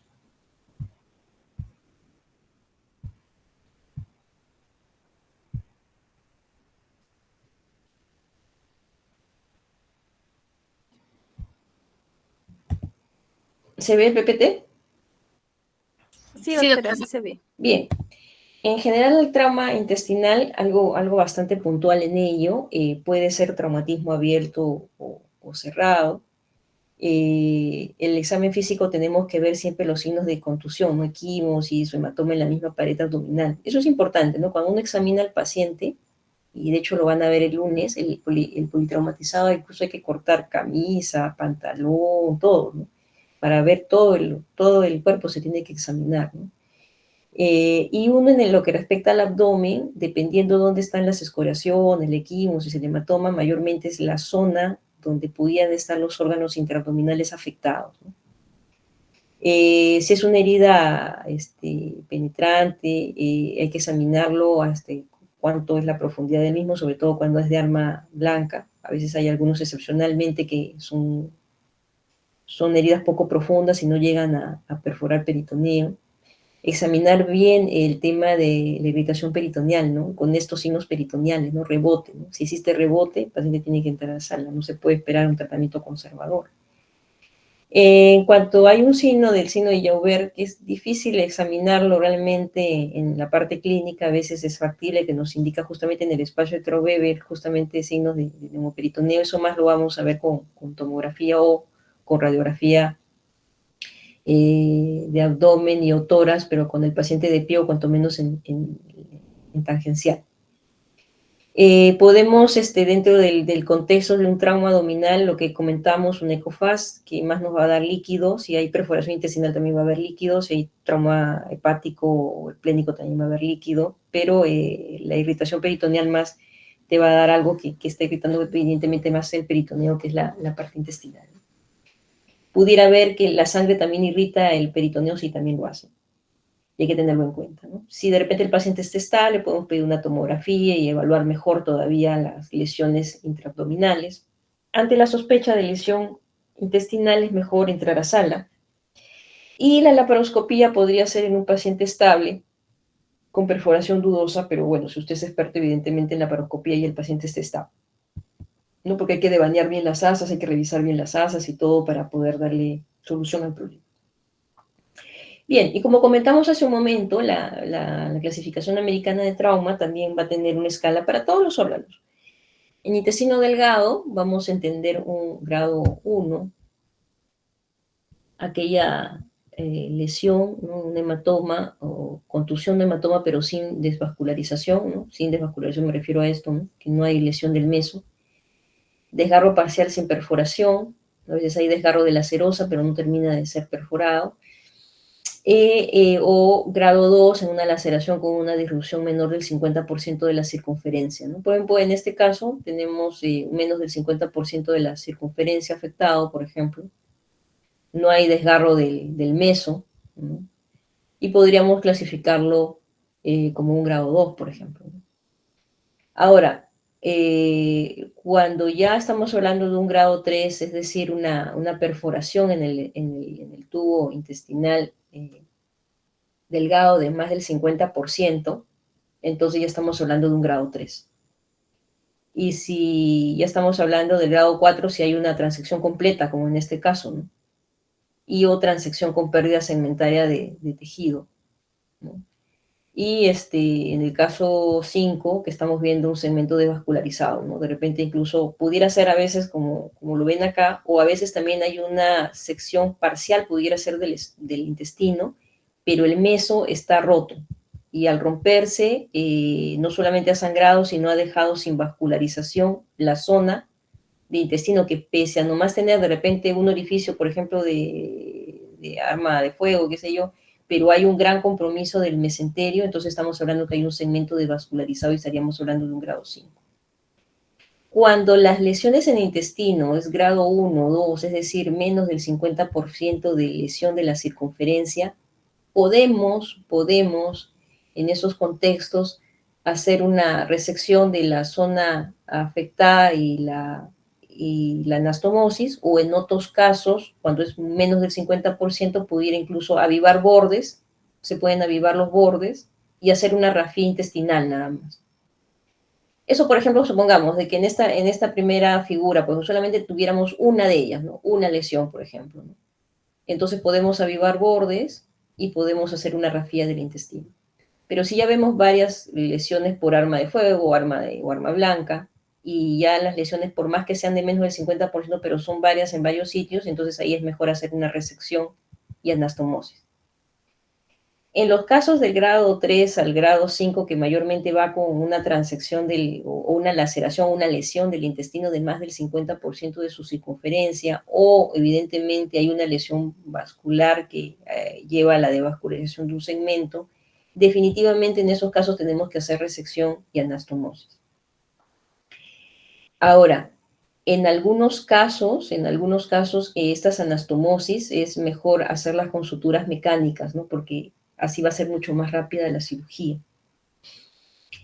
Cuando el paciente está inestable, muchas veces podemos hacer una resección parcial del intestino, no lo juntamos, solamente se hace la resección, de repente con sutura mecánica, para solucionar el problema de la peritonitis. Con la laparostomía, cuando se dice laparostomía es cuando se deja abierta la cavidad y se deja esta bolsa de Bogotá, y solamente es un control de daño, ¿no? Sobre todo cuando el paciente está inestable, en un mal estado general. De repente no solamente el problema es de esa víscera, sino también de otros organismos. De repente viene trauma hepático con tambotamiento hepático, y además tenemos que solucionar el tema del intestino, pero no le vamos a solucionar de manera definitiva, sino solamente provisional. Entonces solamente hacemos la resección del segmento afectado y lo dejamos cerrado los cabos. Se pone la bolsa de Bogotá y 24 a 48 horas después de que el paciente esté estabilizado, pasó a UCI, lo embolizaron de repente de otras lesiones o mejoró su estado, entonces ya entras a la operación y ahí ya puedo hacer la anastomosis. Entonces, diferente es un paciente estable, donde puedo demorarme un poco más en la cirugía, de aquel paciente inestable que probablemente no logre solucionar todo el problema en un solo acto, solamente solucione el problema. Fuga líquido intestinal, solucione ese problema. Reseco el intestino, pongo suturas y se acabó, pero no anastomoso.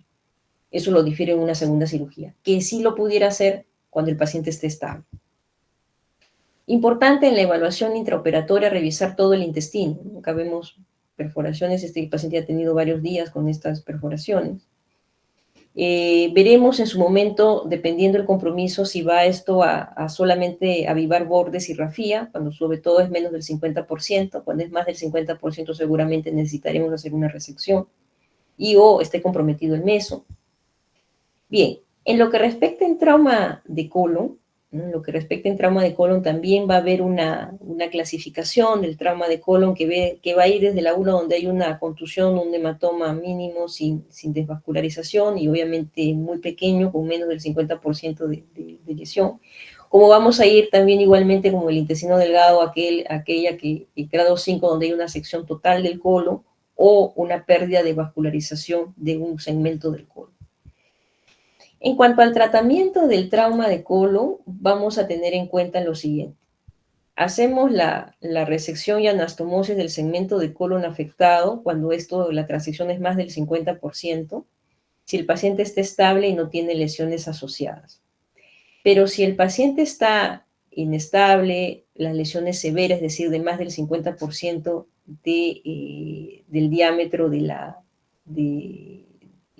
lesión es más del 50%, hay compromiso de repente vascular del meso, y el paciente está inestable, hay comorbilidades importantes, entonces si el paciente tiene alguna de estas cosas, es decir, lesiones severas, enfermedades o comorbilidades importantes que obliga a que tengamos un tiempo quirúrgico más breve, y o el paciente esté hemodinámicamente inestable, probablemente el paciente o va solamente a colostomía, es decir, eso lo que está perforado de más del 50%, eso lo aboco como una colostomía en asa, o en algunos casos puedo hacer una resección y hacer solo una ostomía y no hacer anastomosis, difiriéndolo obviamente hasta que el paciente ya esté estable. En otros casos, por ejemplo, acá por ejemplo vemos, si bien es cierto la lesión es lineal, larga, pero no compromete más del 50% del colon, entonces en este caso se hizo una rafía, por ejemplo, del sigmoides, y si hubo una lesión, por ejemplo, acá en el colon transverso, lo que se hizo es llevar a hacer una ostomía, no solamente estaba perforado el colon acá, entonces solamente avivo bordes, y con esta baguetas hago una colostomía en asa. Entonces soluciono momentáneamente el problema del colon, tanto de las lesiones de colon transverso como la lesión de colon sigmoides, en el caso del sigmoides con rafía, y en el caso de la lesión de colon transverso solamente con una colostomía transitoria. Entonces el paciente en ese momento ya no tiene líquido intestinal, se lava, se aspira, si hay otras lesiones concomitantes se soluciona y quedaría solamente como una primera cirugía. En este caso, por ejemplo, pudiéramos dejarlo así, esperar que se estabilice y después hacer el cierre de la anastomosis, o incluso se puede diferir hasta cuando el paciente ya esté en mejores condiciones. El manejo postoperatorio de estos pacientes básicamente van a ir con antibióticos por 24 a 48 horas, o va a depender mucho cuántos días ha sido el trauma, si vino referido, en fin, ¿no? Pero mayormente va a ir con antibióticos, sobre todo para gram negativos. También hay que hacerle, realmente como pacientes vienen totalmente contaminados, es mejor hacerlo algo que cubra gram negativos y anaerobios, y en algunos casos también adicionar gram positivos dependiendo el paciente, ¿no? La sonda nasogástrica de inicio y a todos los pacientes realmente debería ser evaluado caso a caso, no es que a todos se le debe colocar. Considerar nutrición parenteral en este paciente crítico si tiene cuanto menos imposibilidad de que pueda tener posibilidad de nutrición enteral. Lo ideal siempre es comenzar con nutrición enteral, con una sonda nasoyayunal o una yayunostomía, como en el caso que vieron en el video, y en el caso que esto no sea posible, bueno, comenzamos con la nutrición parenteral. Solo si para prevenir el hilio podemos de dos cosas, ¿no? Procinéticos endovenosos y tratar de que exista una alimentación enteral precoz, ¿no? Justamente para evitar el hilio postquirúrgico. Bien, ¿alguna pregunta, duda? Bien, continuamos entonces los dos últimos temas que van a ser bastante breves en relación a cirugía de control de daños. Esto ya hemos comentado hace un momento. Lo que vieron en el video fue una cirugía de control de daños. Está indicado en un paciente con traumatismo abdominopélvico grave, ¿no? y seleccionamos aquellos pacientes que con este traumatismo abdominopélvico grave tengan presente en el pre o durante la cirugía shock mayor de 1 hora, una acidosis con un pH menor de 7.3, coagulopatía, o lesión sangrante masiva que no es posible la reparación primaria, como el caso del paciente que se vio en el video, que había una lesión grande en el segmento 5, 6, 5, 7 y 8, que existe una arritmia severa durante la cirugía o en el pre, y una hipotermia de menos de 35 grados. Entonces, en esos casos, ¿no? La triada de la muerte es la acidosis, la coagulopatía y la hipotermia, y por eso se mueren los pacientes. Entonces, en ese caso, para no aumentar más su morbilidad, lo que se hace es controlar el sangrado, controlar el líquido intestinal o la peritonitis, colocar una bolsa de Bogotá, estabilizar al paciente lo mejor que se puede en UCI y posteriormente entrar a una siguiente cirugía, ¿no? Esta cirugía de control de daños es una estrategia compartida porque no solamente importa el cirujano, por así decirlo, sino la estrategia del anestesiólogo, la estrategia del emergencista que recibió al paciente, la estrategia de enfermería que está ayudando en sala de operaciones, lo que va a pasar después en UCI. ¿Ok? Entonces, esta cirugía de control de daños va a ir al control de la hemorragia y la contaminación con el uso de cirugías abreviadas, ostomías, grafías, taponamientos. Y después de eso, el paciente va a UCI para justamente corregir la hipotermia, la acidosis y la coagulopatía, que son las causas finales de muerte en estos pacientes. Y tratar de que con todo eso se estabilice. Evidentemente se va a estabilizar algo si hiciste un taponamiento y cerraste el caño por donde estaba sangrando el paciente, pues evidentemente momentáneamente has corregido algo para que el paciente tenga un chance para poder corregir toda esta hipotermia, toda esta acidosis, toda esta hipovolemia que ha perdido, ¿no? Esta coagulopatía, ¿no? El paciente pierde sangre y cuando pierde sangre también pierde factores de coagulación y plaquetas. Entonces, en la secuencia de control de daños, es un paciente que entra de shock trauma a quirófano, controlas hemorragia, controlas contaminación intestinal, haces el taponamiento, haces el cierre temporal, tal como lo vimos en el video, el paciente pasa a UCI, hay que calentar al paciente, ¿no? Con algunas especies de, para empezar no debe haber aire acondicionado en UCI, y lo otro es calentarlo al paciente ahí tienen unas especies de, vamos a decir, como unas esponjitas especiales que se conectan a una máquina que ayuda a calentar al paciente todo el cuerpo. Se trata de corregir la coagulopatía, evidentemente, con componentes sanguíneos, ¿no? Plaquetes, crioprecipitados, ácido tranexámico, mejorar todo el tema hemodinámico, el apoyo ventilatorio, el paciente va a estar seguramente en ventilador, ¿no? Se puede dar chance estabilizando al paciente a darle un angiotén, por ejemplo, ¿no? Ahí se identifica bien la lesión, qué cosa es lo que está sangrando. De repente está sangrando una rama de la porta derecha, de la arteria hepática, derecha, izquierda, se emboliza la zona, por ejemplo, se da chance a poder solucionar problemas con mínimamente invasivo, y después de 24 a 48 horas, cuando ya está más estabilizado y en mejores condiciones que como lo encontraste en el primer episodio en quirófano, entonces ya entra nuevamente a quirófano para retirar los tapones y para hacer las reparaciones definitivas, ¿no?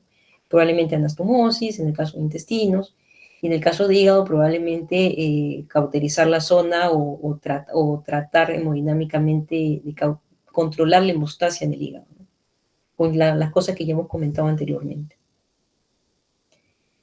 Bueno, las indicaciones para retorno de UCI a quirófano es que el paciente ya es un trauma cerrado, que el paciente esté normotérmico, que el sangrado sea de no más de 2 unidades. Perdón. Las indicaciones, estas son las indicaciones de retorno de urgencia al quirófano, ¿no? El paciente lo operas, ¿no? Por ejemplo, lo operas aparentemente con un control de daños, y en teoría estabilizas al paciente para después dar una cirugía definitiva. Pero ¿qué pasa si el paciente tú lo operas, ¿no? De repente tú lo operas al paciente, pasa a la UCI, pero el paciente en lugar de mejorar pudiera estar normotérmico, pero el sangrado es de más de 2 unidades por hora, ¿no? Es decir, tenemos que pasar más de 2 paquetes por hora al paciente. Significa que el paciente, y si no le pasamos, se comienza a inestabilizar. Entonces el paciente está sangrando nuevamente de algún sitio. Si existiera un síndrome compartimental con sangrado persistente o sin sangrado persistente, ahorita vamos a ver lo que se trata un síndrome compartimental. Y en un trauma penetrante, el sangrado necesita más de 15 unidades, hipotermia, o normotérmico, pero sangrando más de 2 unidades por hora. Estas 15 unidades son al día. existe un sangrado compartimental. O sea, en ambos casos, sea que el sangrado sea de más de 2 unidades por hora o existe un síndrome compartimental y con o sin sangrado persistente, el paciente lo obliga a entrar a quirófano y no esperar las 24 o 48 horas, ¿no? Porque el paciente probablemente el tapón se movió, probablemente el sangrado es por otro sitio, o de repente, si estamos haciendo un síndrome compartimental, de repente pusimos demasiadas gasas que comprimimos mucho la vena cava, el riñón, el paciente está haciendo oligonuria, y necesitamos entrar a la sala para hacer un cambio de taponamiento hepático. ¿Qué es el síndrome compartimental? La presión intraabdominal normal va de 5 a 7 milímetros de mercurio. Y se habla de hipertensión abdominal cuando esta presión comienza a ir aumentando, ¿no? En el grado 1, por ejemplo, la presión va de 10 a 15, la conducta no es quirúrgica, el grado 2 puede aumentar a 16 o a 25, también no es quirúrgica, pero ya cuando estamos hablando de un grado 3, es decir, de más de 25 centímetros de agua de presión intraabdominal, el paciente tiene que entrar a sala para descomprimir. Y lo que usualmente vamos a hacer, si el paciente tiene taponamiento, vamos a cambiar los tapones, probablemente hagamos taponamiento con menos cantidad de gasas, o de repente ya podemos sacar los tapones si no es necesario recolocarlos nuevamente, y vamos a ir, si el paciente se cerró en un primer momento total, sí se tiene que ir a una laparostomía, ¿no? Colocar bolsa de Bogotá. Si el paciente de repente usted lo operó y no fue un control de daño, sino operó al paciente y aparentemente fue definitivo, pero comienza a haber una hipertensión intraabdominal de más de 25 centímetros de agua, entonces igualmente hay algo que está pasando con el paciente. Un sangrado, de repente alguna fuga de líquido intestinal, algún problema que está produciendo una hipertensión importante, un edema importante de los órganos, y nos obliga evidentemente a entrar y hacer una laparostomía o colocar una bolsa de Bogotá, que es lo mismo. Este síndrome compartimental intraabdominal es una condición frecuente en UCI, no solamente en pacientes traumatizados, también en pacientes con pancreatitis, por ejemplo, aguda severa. Y ya sobre los 10 milímetros de mercurio de la presión intraabdominal ya comienza a haber algunas alteraciones hemodinámicas, pero no mucho. Ya cuando son de más de 25, sí comienzan a haber efectos claros respiratorios, pacientes que no pueden salir del ventilador porque sencillamente no pueden tener una compliance necesaria porque el abdomen está a punto de reventar, por así decirlo. Entonces el diafragma no puede bajar adecuadamente y lo lleva a no poder destetar al paciente, no por un problema respiratorio pulmonar en sí, sino por este síndrome compartimental que el abdomen está como queriendo reventar, por así decirlo. Comienza a haber problemas vasculares, hipotensión masiva, importante, que comienzas a ponerle más inotrópico, segundo inotrópico, dosis altas, y el paciente no sale justamente por este síndrome compartimental. Comienza a ser el paciente oliguria o anuria, ¿no? Problemas de función renal. Entonces, esta distensión importante del abdomen que con esto conlleva el aumento de la presión intraabdominal cuando ya es más de 25, indica que debe ser operado. Cuando es menos, se puede dar diurético, se puede restringir líquidos, si se ve de que no hay una causa subyacente, si no es un edema de órganos nada más. Pero cuando esto es más de 25 milímetros de mercurio, requiere descompresión quirúrgica sí o sí, y lo que se coloca es lo que estamos viendo acá, que es una bolsa de Bogotá, ¿no? Una bolsa colectora, como hemos visto, que se fija a la piel.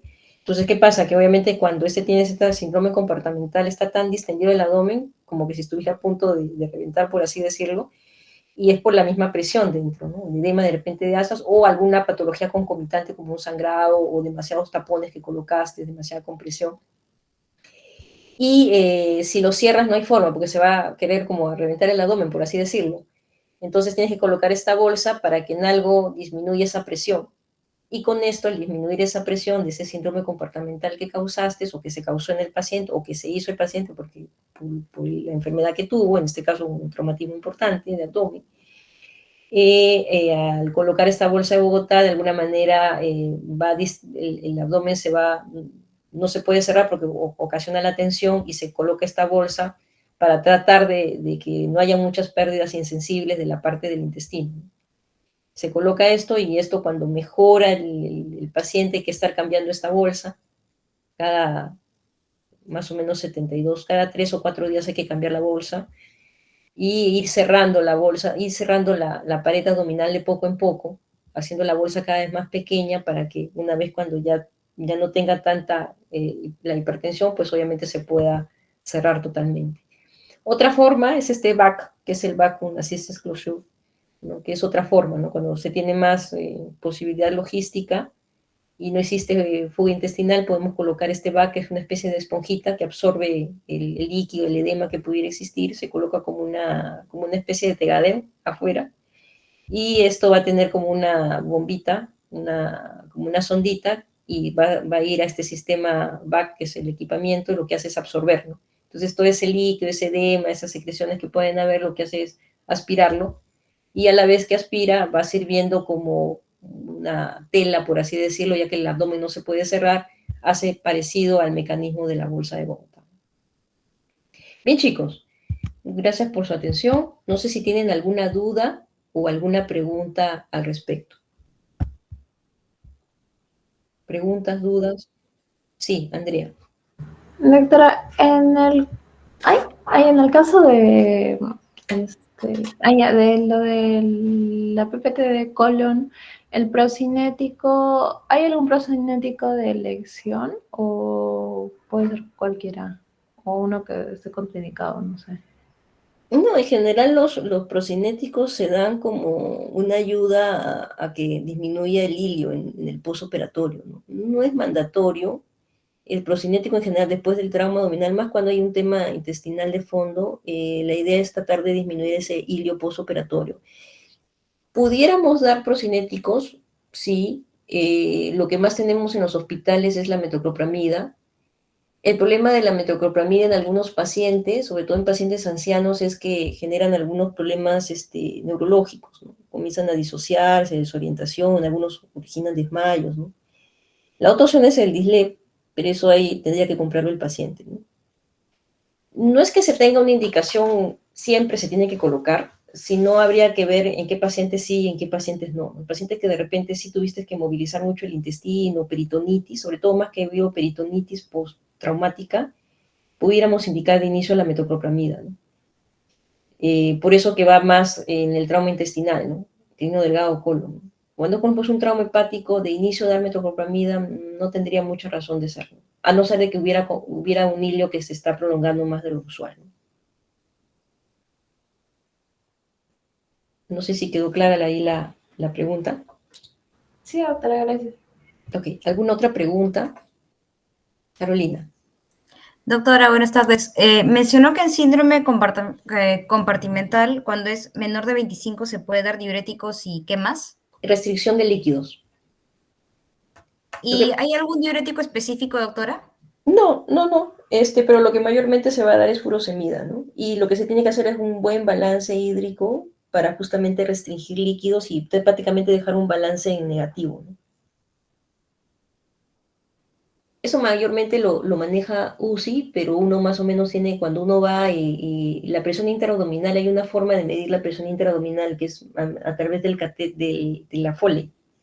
Hay un sistema que ayuda a medir esa presión y el intensivista te dice, ¿no? El paciente usualmente va con pacientes politraumatizados o pacientes polioperados o pacientes con pancreatitis aguda severa. Entonces, el intensivista usualmente te va a decir, ¿no? Le hemos medido la presión, la PIA está, la presión intraabdominal PIA, le dicen, ¿no? Está en 10, pero ahora está en 15, ayer estuvo en 15 y hoy está en 20, ¿no? Entonces hay que evaluar al paciente, ¿no? Mayormente pudiera continuar con manejo médico, pero si ya es mayor de 25 no hay dudas, hay que entrar a sala. Y descomprimir, ¿no? Descomprimir y ver si podemos solucionar lo que está originando el síndrome compartimental. A veces, cuando ponen, sobre todo nos llegan pacientes de fuera que le pusieron taponamiento en otros sitios, a veces le pusieron demasiados tapones, y claro, le pararon el sangrado, pero le hicieron síndrome compartimental. Comenzaron tantos tapones pusieron, a veces una vez nos llegó 25 gases habían puesto. Y habían comprimido ya demasiado la cava, el riñón, la renal, la orilla, mucho. Entonces los pacientes sí se van a distender, ¿no? Como un tema de flujo esplácnico, ¿no? Y edema importante, ¿no? Y sí, tienes que sacar ahí los tapones, ¿no? Entonces hay que, cuando es más de 25 no le puedes decir al intensivista, no, ponle más diurético, no. Ahí tienes que entrar a sala de operaciones y colocar una bolsa de Bogotá y solucionar, si fuera posible, la causa de esa hipertensión intraabdominal. Gracias, doctora. Bien. Sandra me parece que también tiene levantada la mano. Sí, doctora, una consulta. En el cuadrito de indicaciones para retorno de urgencia al quirófano, por ejemplo, en trauma cerrado, un paciente normotécnico pero sangrando mayor 2 unidades, eh, ¿se le puede volver a embolizar? Eh, si, dependiendo, ¿no? Si anteriormente el sangrado, por ejemplo, estamos hablando de un tema hepático, ¿no? Si estamos hablando de un tema hepático y se embolizó previamente, pero de repente quedó con ciertas dudas, pudiéramos embolizarlo nuevamente porque de repente falta un catete y hoy día sí lo tenemos o la solución, pudiéramos volver a embolizar. Pero si no tenemos esa herramienta o de repente sí se hizo adecuadamente todo y de repente está sangrando otra cosa o algo que no quedó muy claro al inicio, entonces tiene que entrar a quirófano. A eso vas a evaluarlo, depende de paciente a paciente, ¿no? Usualmente va a tener que entrar a quirófano, sobre todo cuando estás necesitando más de 2 paquetes por hora, ¿no? Significa que hay un sangrado importante. Si tienes la posibilidad de embolizarlo en ese momento, o sea, hacerle una angiografía en ese momento y embolizarlo, puedes darte el lujo de hacerlo. Pero si esa angiografía con embolización va a demorar, es mejor entrar a sala. Ya, está bien, doctora, gracias. ¿Alguna otra pregunta? María. Doctora, una consulta. ¿Y Dime. cuánto tiempo puede tener el paciente en la bolsa de Bogotá? La bolsa de botá puede estar forever and ever, pero le decimos de que estamos cambiándola más o menos de 3 a 5 días, porque la bolsa se deteriora, ¿no? Y a veces se rompe. Entonces hay que ir cambiándola, ¿no? Y de pasada, cuando cambiamos esa bolsa, y tratando de ir cerrando la pared, ¿no? Ahora, en el caso ahora, hay pacientes y pacientes, ¿no? Hay pacientes que hicimos la cirugía de control de daño, pusimos la bolsa, damos solución al problema y de repente el paciente cierra bien y no necesita la bolsa después, ¿no? Entonces no necesitamos colocarle bolsa. En otros casos solucionamos todo también y tenemos que volver a colocar la bolsa de repente porque no cierra la pared, ¿no? Y si lo vamos a cerrar a tensión, va a ocasionar el síndrome comportamental. Entonces va a depender de los criterios. Pero si uno va dejando una bolsa porque de repente hizo el síndrome comportamental y le pones la bolsa puede estar días, puede estar una semana, pero usualmente se rompe y hay que volver a entrar a cambiarla. Lo ideal es más o menos unos 3 a 5 días, porque no solamente la cambias, sino vas a ir cerrando de poco en poco lo que te vaya dando para que después el defecto no sea tan grande, ¿no? Ese pacientes que lo dejan mucho tiempo con las bolsas y hacen un defecto importante de una ventilación grande que después, si tiene algún cuadro abdominal de urgencia, nadie lo quiere operar. Bien. Sandra, creo que Doctora, sí, sí, una dime. consulta, doctora. Para medir la hipertensión, bueno, la hipertensión abdominal, leí que es mediante la sonda Foley, pero si es un paciente traumatizado, por ejemplo, en caso que sea pelvis o así, bueno, en urología no sé, creo que está contraindicado la sonda Foley. Entonces, ¿cómo otra manera de medir la hipertensión abdominal? O igual se coloca la sonda Foley o mediante eh, ay, no me acuerdo el nombre, mediante una sonda suprapúbica, creo. Ya, cuando tenemos un traumatismo pélvico, usualmente si no podemos poner la sonda Foley, tenemos que hacer una talla vesical, que es una especie de cistostomía, ¿no?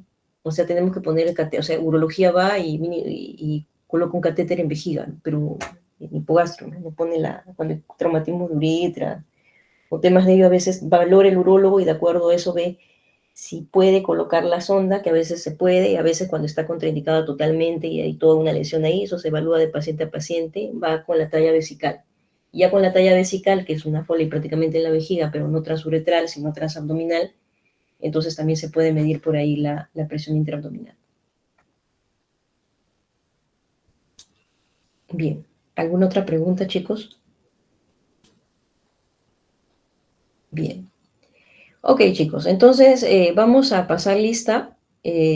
Como les comenté, vamos a ir pasando lista. Yo voy a ir llamando y a quien llame tiene que prender su cámara y su micrófono para decir presente, ¿ok?